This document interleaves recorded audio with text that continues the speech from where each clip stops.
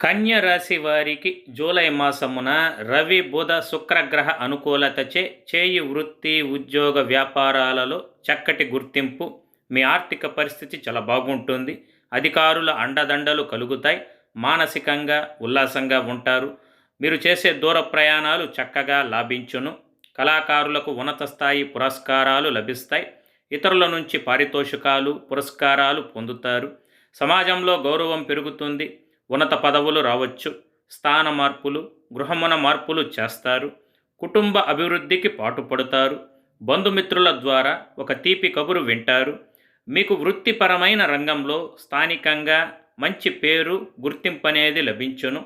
అయితే ద్వాదశంలో కుజుడు మరియు ద్వాదశంలోనే కుజకేతు సంయోగం జరుగుచుండుట వలన చేయి వృత్తి వ్యాపారములు బాగున్నను. ఆర్థిక వ్యవహారములు అంతగా సంతృప్తినివ్వవు.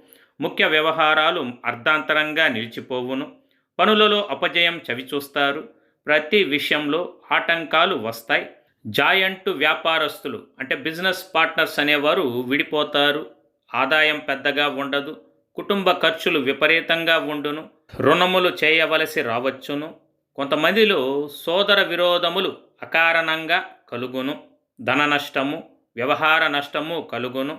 మీ సంతాన మూలకంగా వ్యయము, అవమానకర సంఘటనలు జరుగుతాయి. రుణ బాధలను అనుభవిస్తారు. కుటుంబంలో కలహాలు పెరుగుతాయి. తద్వారా మనశ్శాంతి అనేది తగ్గును.